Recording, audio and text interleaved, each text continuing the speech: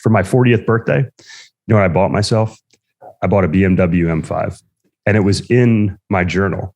The amount of money that I was going to make, my net worth, all these things, it was as if I manifested, over 15 years prior.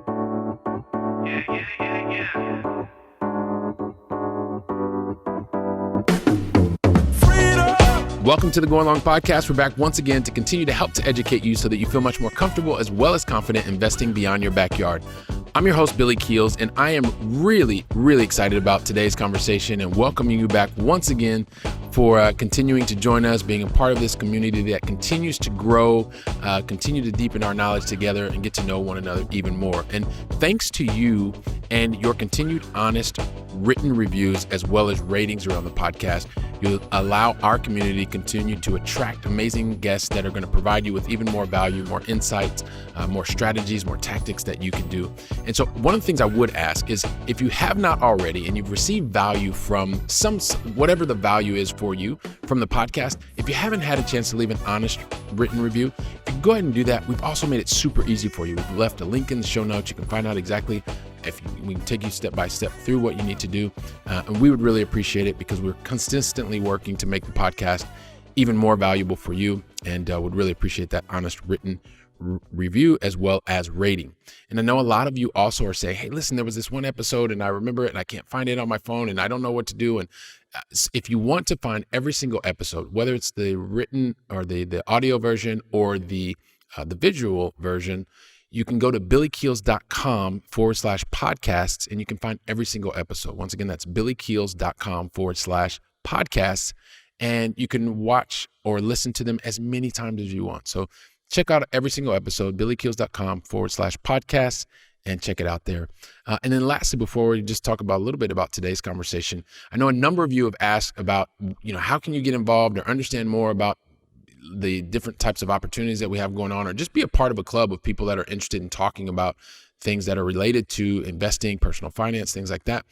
We are now building this club. And so this is, if you want to be a part of that as an accredited investor, you can go to AI Club at billykeels.com. Once again, that's AI Club at billykeels.com.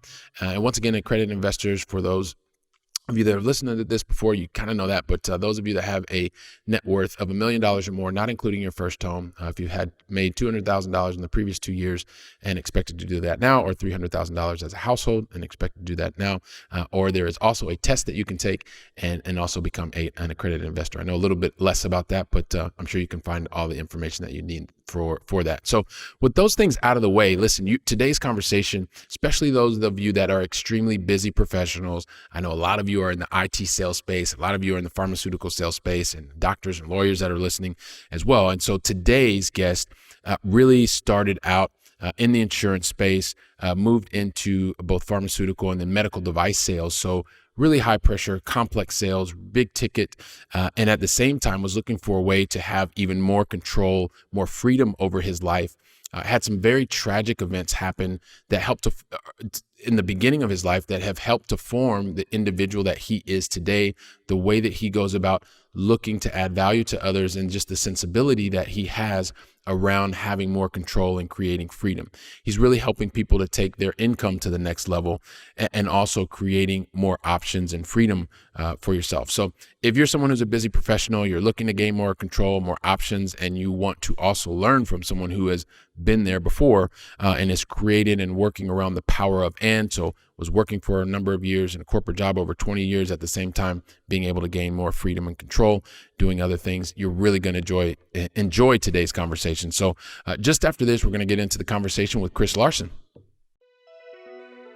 Whether you're an active investor or a passive investor, you really like your day job and you want to continue to go into your day job every single day feeling better, knowing that you've created the right options for yourself. At the same time, you just don't have enough time to really get your head around, spend all the hours investing long distance. Well, one way or the other, over the last number of years that I have been investing long distance, I've really understood a number of the major mistakes that you should avoid if you want to get to creating the right options for yourself much faster and being able to create more income sooner. And if you want to do that, if you want to understand more about that, I've made it really, really simple. You can just go to billykeels.com/7 mistakes to avoid. You can learn all the things that the 7 major mistakes that I've seen over and over again that I want you to avoid. Once again, you can go to billykeels.com/7 mistakes to avoid. So if you want to understand how to move from medical device income to next level income, then guess what? Today's the conversation that you're going to want to listen to until the very last word. You know why? Because today's guest not only started his career in the financial and life sales representative space, in the insurance space, I know a little bit something about that as well. He also transitioned to medical device sales eventually. And you know what? For the last 20 plus years, he's also been involved in real estate investing, lending, and syndications. He's also published author. We're going to find out more about that in today's conversation. He's the founder and he's also the managing partner at Next Level Income and has a fantastic book by the exact same name. It gives me great pleasure to welcome to today's conversation, Mr. Chris Larsen. Chris, welcome to the show, man. Billy, thank you so much. I mean, I love the miracle of technology and how we're halfway around the world talking to each other. This is amazing. Oh yeah, man. I absolutely love it. Makes me like super excited and being able to connect with awesome people like you. And then the entire Going Along family gets to take benefit of all of these conversations, which is fantastic, man. So listen, I'm looking forward to jumping into today's conversation. Love the conversation with you before and have so many things in common. And I know that the Going Along family is going to love that. But the thing is, it's kind of have to give it a little bit of structure. And so you're going to get the same 5 questions that every single guest gets. And you're going to get 2 in the beginning, you're going to get 3 in the end. And then I have absolutely no idea what questions you're going to get in the middle. But I do know that the Going Along family is going to get a chance to know a whole heck of a lot more about you and the positive impact that you're making on others. So if you're ready to go, we'll go ahead and get started with the first question, man. I am so ready. I knew you're born ready, man. Born ready. So listen, so I would love for you to share with the Going Along family, where is it that you live in the United States? Yeah. So as my coffee mug says, I live in Asheville, North Carolina. My wife and myself moved here. Oh man, it's 13 and a half years, started a family here. I grew up in Maryland. My wife and I met at Virginia Tech in Virginia in college, and we kind of continued heading south to the hills of Asheville, North Carolina. All right, man. Fantastic. Asheville, North Carolina. So that is wonderful. And then also love to start things out with some positivity. So help us understand, Chris, what's the most positive thing that's happened to you in the last 24 hours? Yeah. So I crossed a week since I tested positive for COVID. I feel great. And I will say that I'm very grateful to have my health, which is, if you don't have that, everything else is just a second thought. Tell me about it, man. Everything else is absolutely second thought. And so for those of you who are not watching the video version, this is an absolute, like, as you just teed it up for us. So take a look at Chris. He looks very healthy, very happy, great smile. And yeah, you'll check that out on the video version. After you've listened to audio, check out the video version. So with that, man, listen, Chris, appreciate you sharing that positive news and continued great health to you moving forward. And you know, one of the things that I always give myself a challenge to do in the first couple seconds is to try and give your whole story. 8 to 10 seconds. Like, how is that ever going to happen? You've got so many things you're going to share with us, so many things that you've done. But so with that stated, would love for you to share your backstory in your own words. And one of the things I would ask you to help share with the Going Along family, though, is, Chris, is if you can talk to us about maybe some of the major decisions that you've made to get to this point in your journey. And then from there, you and I can kind of see where the conversation takes us, man. In 8 to 10 seconds? No, you get a lot more. I give myself 8 to 10 seconds. You can take the time, how much time you need. I gotcha. I was like, wow, that's a lot in 8 to 10 seconds, but I'll see what I can do. So, yeah, I was, I don't know. I've had a lot of challenges through my life that helped kind of shape me. I mentioned I grew up in Maryland. My father passed away when I was 5. And I was raised by my mother and then eventually my stepfather. Firmly middle-class family, which I was, grew up going to church 3 times a week. My mother played piano in the church choir. I sang in the choir, went to youth group, went to church. I had a really good, stable foundation of values that upbringing gave me. And I got a really good work ethic instilled in me. I worked with my stepfather, who was a contractor, swung a hammer, shoveled shingles in July off of roofs, just did all kinds of stuff, manual labor that really gave me a sense for, what it takes to earn a dollar. And, I also learned that I could make more money doing other things than my friends that work part-time. I also started racing my bike when I was in college. I'm sorry, in high school before I went to college. I was 14 years old. So what was neat is you can actually win money. So you go and you play high school sports. You don't get paid anything, but I'd leave for a weekend. I'd make $500 racing my bike on a weekend. And then I had like a little lawn service on the off season. So I had these little entrepreneurial endeavors that kind of crafted my, kind of my worldview and my process in my head of the business world. And when I went to college, Billy, my goal was not to get a degree and get a job. My goal was to get a degree and go race my bike, be a professional cyclist. And I talk about this in my book, which I'll share with the audience here. It's on my website, nextlevelincome.com.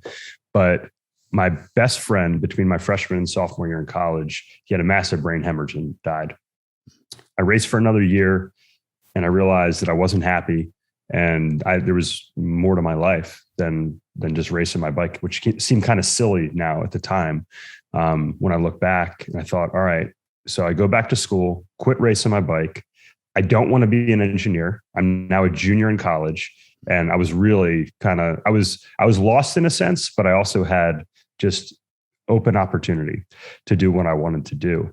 And it was during that time that I decided, hey, I want to have every opportunity. I want to make the most out of every moment of my life.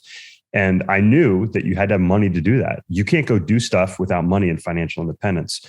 So those experiences that I had during that period of my life drove me to learn about investing.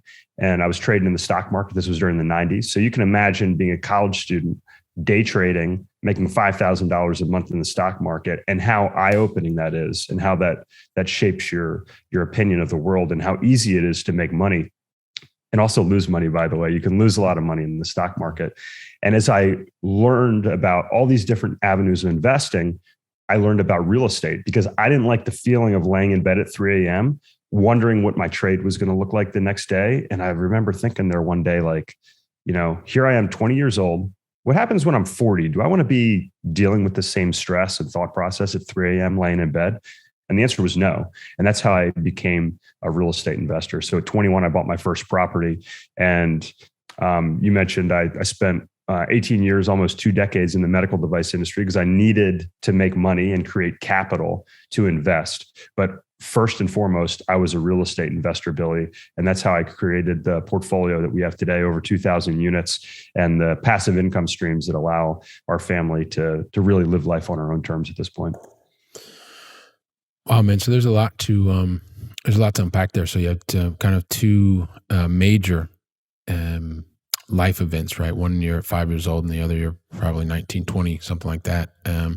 Losing a best friend and losing your father. And so that, I'm sure, had a lot to kind of see how you begin to shape the world, and you had great work ethic, as you talked about, with the influence from your stepfather, and things like that.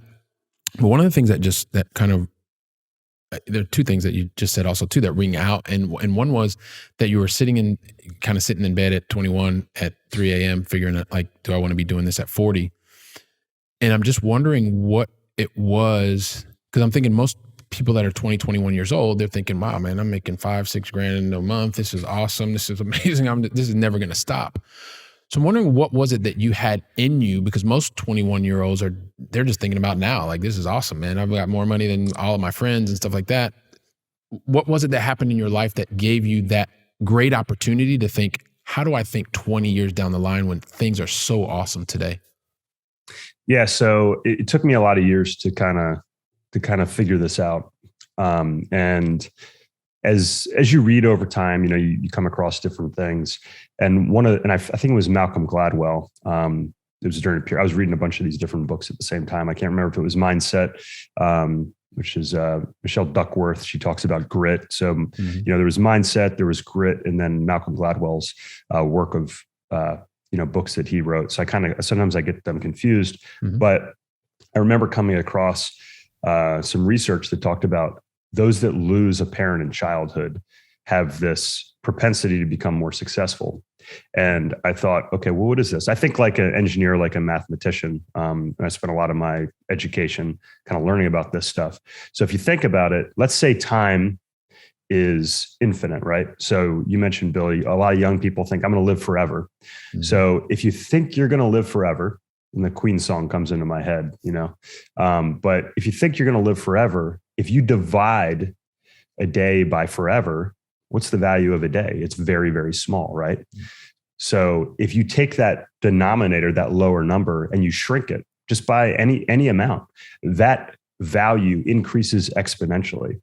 So I think what happened, kind of subconsciously to me, both in losing my father and my best friend, I knew that time was finite, and I had to be conscious of those things. So this had this sense in the back of my head. And I was talking to my sons. We went through a period with my older son. We were seeing a counselor, and she brought this to my attention. She pointed out a book to me that I read, and it illustrated this point. So I think, again, I wouldn't wish what I went through on anyone, obviously, but I think having those experiences at a very young age, Billy, it created a different thought process in my head that led me towards these decision-making processes. And so I really appreciate you taking the moment to reflect on that, right? Because every single person has a unique story. At the same time, there are other people that have a similar story. And maybe there's someone that's listening to us today and they're having a similar thought, but you've kind of helped to break it down in a way that you've read, right? And you've had a number of years since then that you can help that person today that's maybe going through the same thing to be even that much further ahead in their own self-understanding. So, or potentially, right? So I appreciate you sharing that insight with us. There's also the second thing that you said is that as you also then began to take steps to move forward, and today, if you look at your own portfolio, it is 2,000 plus doors. It's created the passive income. It's helped to give you the options and the choices that you're looking for. But you said that you actually needed to make a certain amount of income. And I guess my question to you is, did you feel like you needed to make it or that you wanted to make it? Yeah, I think needed. And the reason is, so, when I started off, I said, hey, I had a goal of creating a certain amount of passive income. Well, if you have $3,000, $5,000, $10,000, $50,000, $100,000 in the bank, that'll get you started on your investing career, right?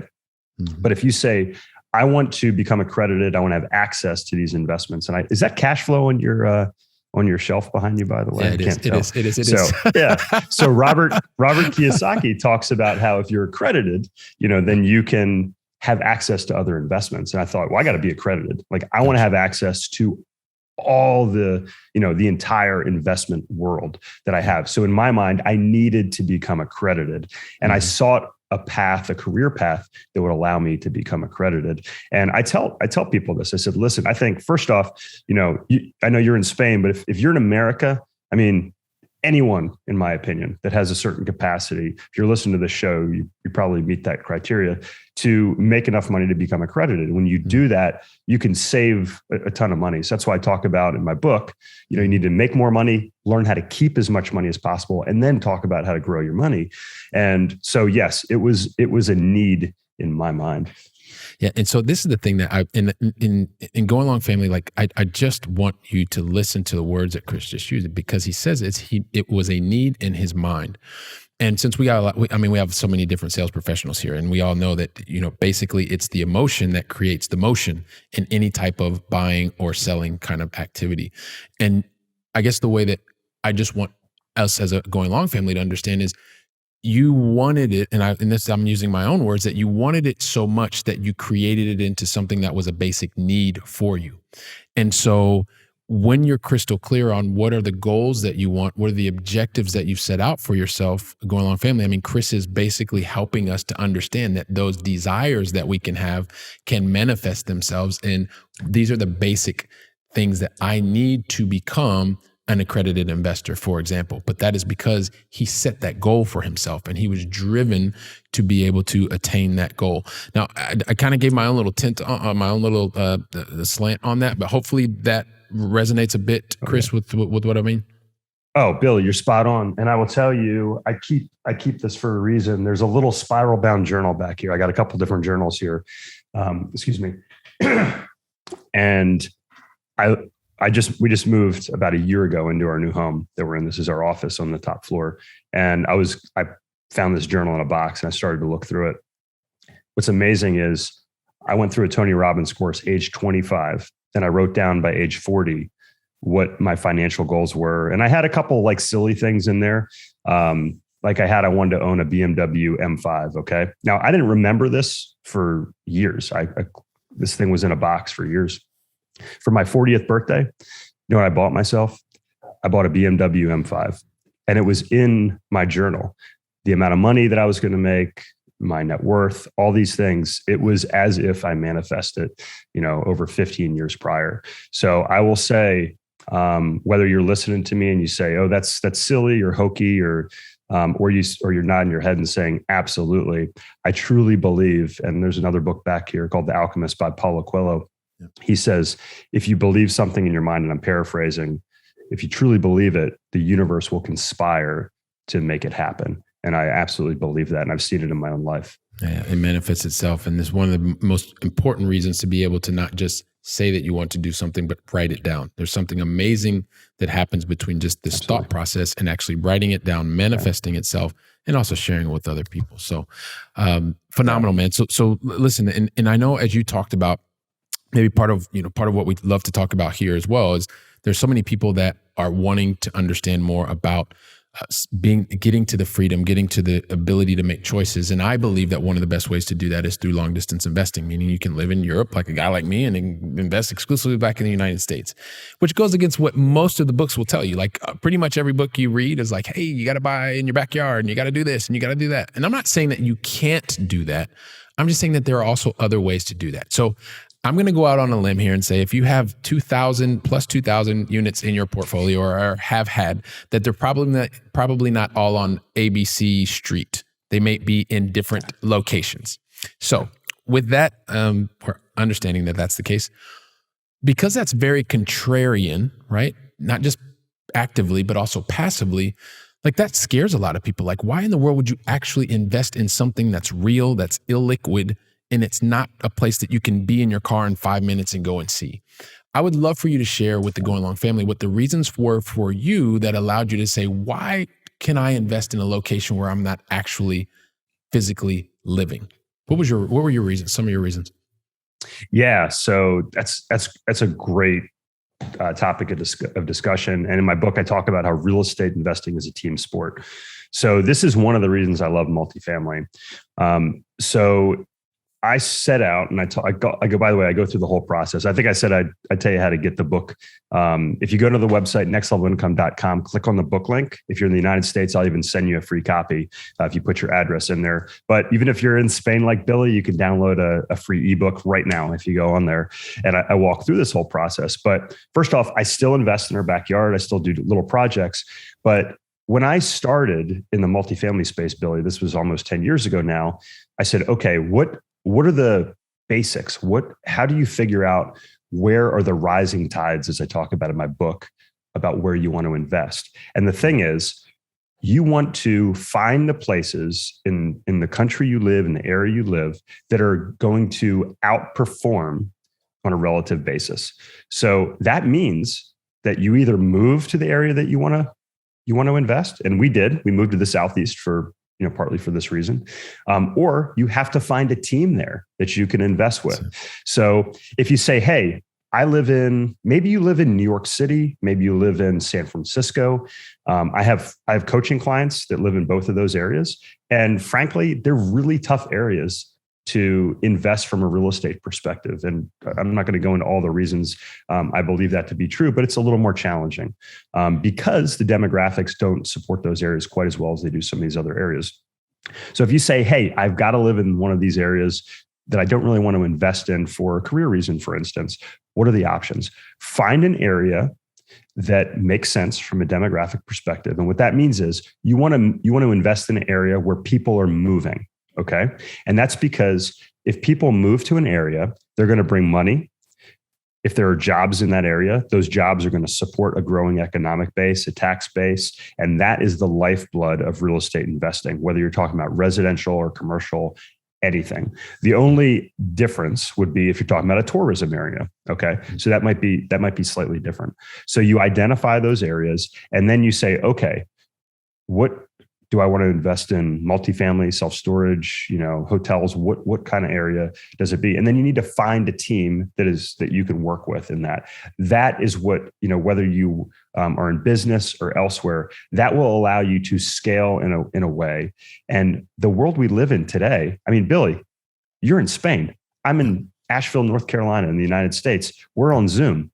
We can now use technology to do tours, to do due diligence tours, that allows us to see the inside of different properties, 3D tours. It's just amazing with the technology which you can use that you didn't have access to 10 or 20 years ago today. So once you have the areas identified, once you have the team identified, then it's all just like if you were in your backyard. And here's the thing, you can even invest across the country, but maybe you take a flight and you fly in once a quarter and you work with your team and identify that. Those are some things, just really, really simple things that can allow you to invest almost anywhere. And I will tell you that sometimes I go months without, a couple months without visiting our property in downtown Asheville. It's just because it's close by doesn't mean I have to necessarily visit it more or less than one of my properties that might be, 500 miles away. Yeah. And this is one of the things. So because at the very beginning of the response was, it's about understanding the team, right? And so when you're clear on what it is that the benefit that you are looking to derive from a specific tool, real estate, ATM machines, energy equipment, whatever, then you go to the location, as you talked about, that is going to give you the highest probability of getting that benefit. And then, and very much in line with what you're saying, is afterwards, it's about making sure that you are building that team that understands the location that's going to give you the benefit, the highest probability of the benefit that you're looking for, because then and only then, right, that's when the specific opportunity goes in. But the key, and one of the things, I mean, we're completely aligned here in terms of long distance investing and why you'd want to do it or not do it, has a lot to do with the ability of your team to execute and understand the location that they are in. So I love that you shared that vision with us as well. I know it's one of the things that you talk about in the book, and it's something that the entire Going Long family, whether you're in the U.S. or outside the U.S., will have a chance to go and download. And we're going to include that in the show notes as well. But it's just great, once again, for the Going Long family to hear that the importance of team and being able to build team. It's one of the things I also say, Chris, like at a certain point, you can do Zoom and you can do all this stuff, but when you're going to be placing hundreds of thousands of dollars or potentially millions of dollars, you're going to have to get on a plane and go visit Absolutely. People and meet people. Yeah. I mean, depending on what you want to do, yes, but depending on how much you want to strengthen the relationship, at a certain point, you must put your money and your time where your mouth is, and that's going Absolutely. To visit people, which is fantastic. Wow, don't you just love this conversation? This is amazing. This is fantastic. And so just really quickly, I just wanted to remind you, for those of you that are looking to create more options for yourself, get there faster, and do that with long distance investing, make sure that you go to billykeels.com/7 mistakes to avoid so that you can avoid all those mistakes, get to your goals faster and sooner. Once again, that's billykeels.com/7 mistakes to avoid. Now back to the conversation. Another thing I did want to maybe come back and chat with you about, because we have a lot of people that are high paid professionals, IT software sales executives, and we have got a lot of people that are in pharma sales, and we've got a lot of people that are lawyers and doctors and different professions within medicine. But I know that you mentioned before that there was this thing that I call the power of and. Like today, I really enjoy going into my corporate job because I can, and because the personal part of my life I have much more under control with the different real assets that are providing cash flow, tax benefits, so that not we're only making more, we're keeping more. And that allows me to go into my job with a really big smile on my face. And I like to call that the power of and. And so I know for a while that that was something that you also thought of too, is, and maybe you could talk to that person that's listening or watching to us today and saying, I really want to get started, but kind of what that impact was for you, how the real assets, what that did for you in your corporate role when you were going in every day. Yeah. So there's a few things, Billy. And I think, I really, as I hit the point where I was financially independent, I realized some of these things. So 18 years, 2 years in pharma, 16 years in the med device space. Most of that time was 100% commission. So if you're, whether you're a doctor or a lawyer or you're a commission sales rep, I understand. Like I live that life. It's really high stress when you have to perform at a professional level to perform financially for your family, right? Yep. What was really good is when I had this plan in the background that I knew why I was driven to make more money, to feed that plan. It was very motivating for me to get up and do that every day. There was a higher purpose, that I was making that money because I knew where it was going to go. So that's part number one, motivation. So if you know what your financial plan is and where you're going to put all those commission dollars or dollars that are getting spun off your practice for a long-term, financial secure future, that's really, really motivating. Number two, I think that being financially independent, it makes you better at your job. And the reason is, especially if you're in a job where you have to perform, if you know that you can make the right decisions, especially from a moral perspective, I think ultimately that's going to make you better at what you do. Personally, I negotiated a 3-year, $6 million annual contract with the hospital. And because I knew I was going to be okay and my family was going to be okay, I could negotiate based upon not fear, but confidence. And I think wholeheartedly, that's why we ended up with that contract.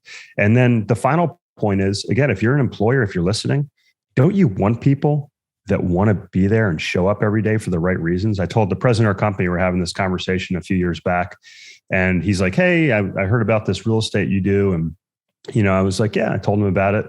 And he's like, well, some people think it's a conflict of interest. And I said, here's the thing. I said, I don't have to show up tomorrow to take care of my family. I said, that I'm here for the right reasons. I said, I want to work for this company. I want to be in this role, and I want to work for you in this job. And he said, wow, that makes a lot of sense.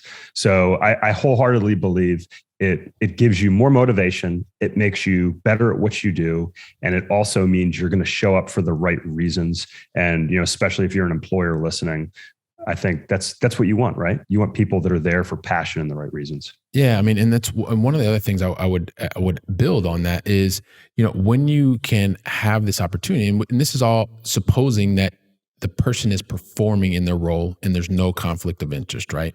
Yeah, they're gotta perform. Perform. Exactly. So there's no conflict of interest. You're performing, and a lot of times it helps in terms of the relationship that you have with your clients. They understand and they see you as not as a quote unquote just a salesperson, that you're someone that's there to add value to their business, that understands from a business perspective why they want to make the decisions that they're making. It may even open up new conversations that you never would have had with that client contact, right? Because they want to, well, how is it that you have this confidence, and what are you doing, and blah, blah, blah. Yeah. So there are also a lot of positive things that can come from that as well. So I appreciate you sharing that. I feel like you have something else that you want to add on to that. No, I'm nodding my head because, I think, and hey, if you're listening, we talked about, lawyers, doctors, sales reps, entrepreneurs, like those are all entrepreneurial endeavors, right? Like these are self-motivated individuals. And, if you're one of those individuals, then you can handle a lot of stuff. You think differently. And if your clients are in that same vein, they probably have other business ventures. They have other things that are going on. They understand investments. It makes you have more layers of a person. You're more complex. You're more interesting. And we want to be around interesting, stimulating people. Yeah. So that whole interest and stimulation, fantastic. You started 21, stayed up at night, realized you wanted to get into real estate. Also, busy, high-paid professional while you were doing that. And then you get to a certain point. I know, at least for me, Chris, when I started in real estate, it was kind of like I was all in on real estate, and it was just real estate. And it was like real estate, real estate, real estate. And then I started realizing, like, hang on a second, this is really about a financial, personal development, financial wherewithal, more control for my life. And so it started at real estate. And then I started getting into some other things, realizing that there were other tools that would allow me to not only make more money, but keep more money. And then, so I started getting into other types of investment, always around tangible assets, those things that will help hedge against inflation and generate cash flow, because that's something that's important for me. Just curious what your experience has been, real estate and or beyond. Yeah, so I'm heavily biased towards real estate. I think it's a phenomenal asset class. Oh yeah, definitely. If we look at ultra wealthy families, that's a big thing.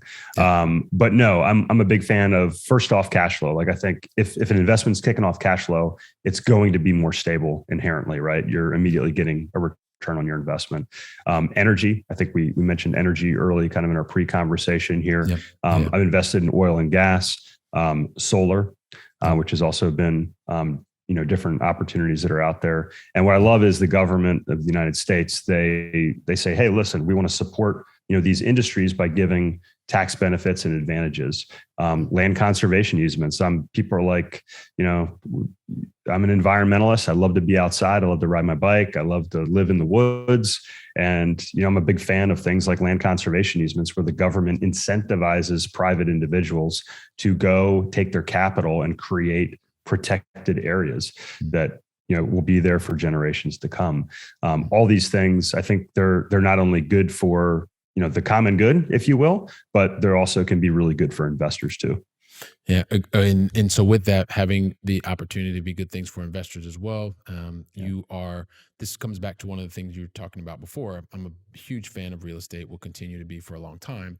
And this is where it's also important to have a very strong team with you, because as you have a strong team of professionals, not just property management or asset management, but even your tax professionals, your legal professionals, because they help you open your eyes to new opportunities that can exist. And whether it's land easements or whether it's oil and gas or whether it's solar, there are a lot of different things when your team understands what are we being asked to do. If you are willing to do that, there's typically some type of benefit, so that not only you make more, you're able to also keep more, which provides you more freedom, more choices, more options for your stuff. And as you're pointing, so if you're not watching the video, you need to watch the video, because you know what?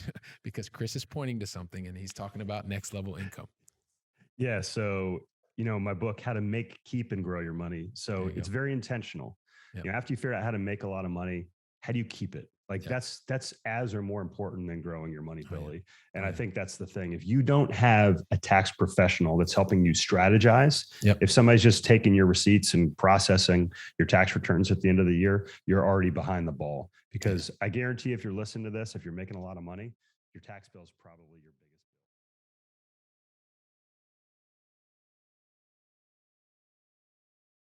Team to help you understand how you can legally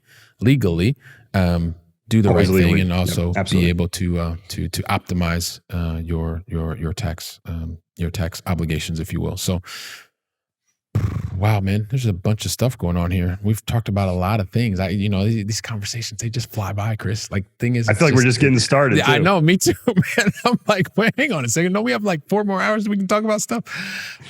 So listen, I know you've talked about the book a bit, but also too, just before we go into the going long final 3, I am curious as to what was the motivator for you to actually say, look, I'm going to take enough time.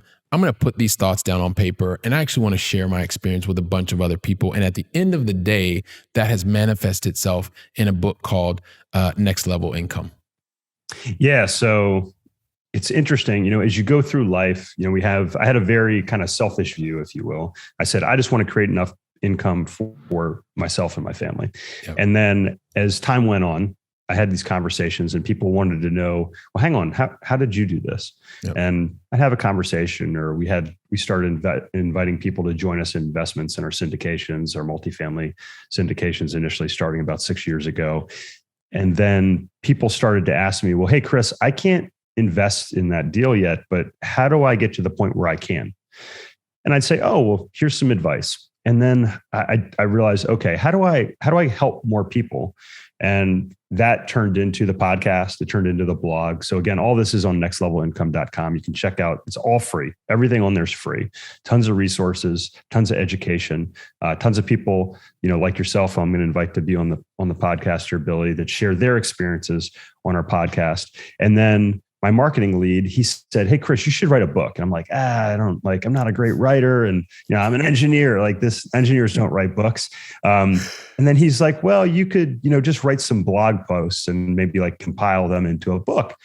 And I thought, well, that's interesting. And it just clicked in my head. I thought, well, let me just outline what a book would look like if I wrote it. Mm-hmm. So I outlined it. I started writing, and the information was in my head, Billy, and it actually came out in about 2 weeks. Now, it took about 2 months to edit it and go through that process. But the reason I wrote it was to curate my process and my story so that I could share it with more people, because I had a full-time job. I was out there. I didn't have time to spend on the phone every day sharing this. So, and that's why I give it away, is because my goal isn't to make money from the book. My goal is to help people shortcut their process. And instead of taking 15 years like it took me to figure out all these strategies, hopefully you can do it in an hour and a half by reading the book and get a head start. So that's my goal. That's with the book. And it allows me to do things like spend more time with my lovely son that just snuck into the office here.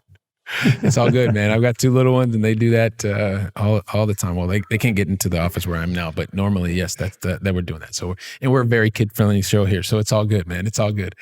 So appreciate you sharing that with us, and the passion project for being able to come up with the next level income. And one of the things that we do have to do, though, man, we've got to get into the going long final 3. And the thing is, I never, ever, ever, ever ask anybody the going long final 3 unless they tell me, which means you today, Chris, that you're ready for me to ask you the going long final 3. Are you ready? I am ready. Why does that not surprise me, man? All right, here we go. So question number 1, we started with you over in Asheville, North Carolina. Now, I want to bring it back to this side of the pond because I'm over here in Barcelona, Spain. So help me understand and help the entire Going Long family understand, Chris, what is your favorite European city that you've either visited already or it's still on your bucket list to visit? Yeah. So right after my first son was born, my wife and I were in Italy for a wedding, and we traveled from Italy up into France to watch the Tour de France for a few days. And we stopped in Milan along the way. And I really love the dichotomy of Milan, where you have, this Italian, country. And then you have this, Northern Italian kind of modern city in Milan. We ended up watching the World Cup there. It was an amazing experience.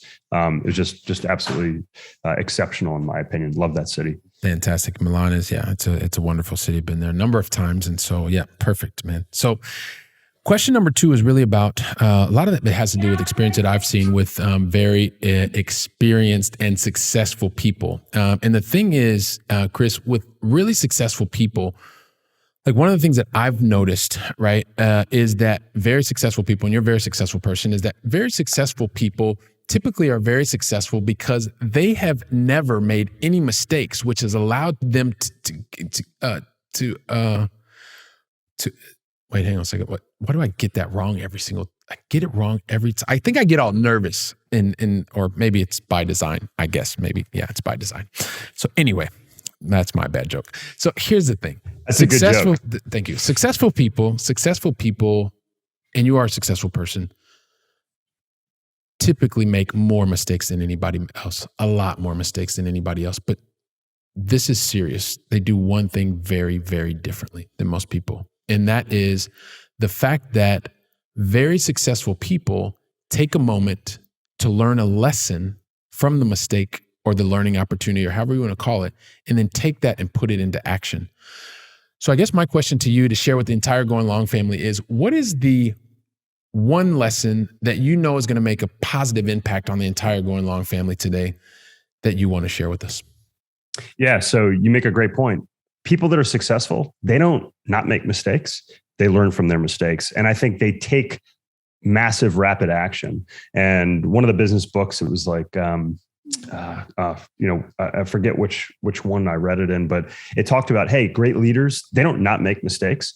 They just are right about 50% of the time, and they make quicker decisions and they learn from those decisions. So my philosophy, Billy, is if I can operate 2 times the speed in my decision-making process, and all I have to do is be right more often than not, I can be wrong half the time almost. And if I'm operating and making twice the decisions in the typical person that's kind of, lollygagging and, not making a decision, then I'm going to continually to improve and beat that person out. And again, that's why I wrote the book. Like, you can learn from my mistakes. I made a lot of mistakes. I did a lot of things. I got lucky a lot of times, but you don't have to make your own mistakes. Learn from others. That's the biggest piece of advice. Learn from others' mistakes. Love that. Love that. So learn from other people's mistakes. And that takes us into the last of the Going Long final 3. And that really is, and I know you've talked about your book a couple of times, and I know you've talked about other books that have made impact on you. And so I would love for you to share, what is one book that has made a positive impact on you that you want to share with the Going Long family today as a recommendation? Yeah, I'm going to actually give you 2, and I'll tell you why in a second. There you go. Over-delivering. That's right. Here you go. But the first is in the vein, as we talked about, Who Not How.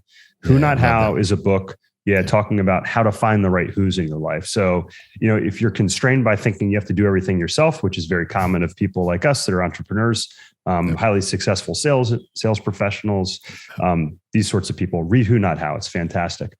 But I mentioned, without health, you don't have anything else. My favorite book last year was Lifespan. Mm-hmm. And Lifespan talks about basically how you can maximize the health during your life.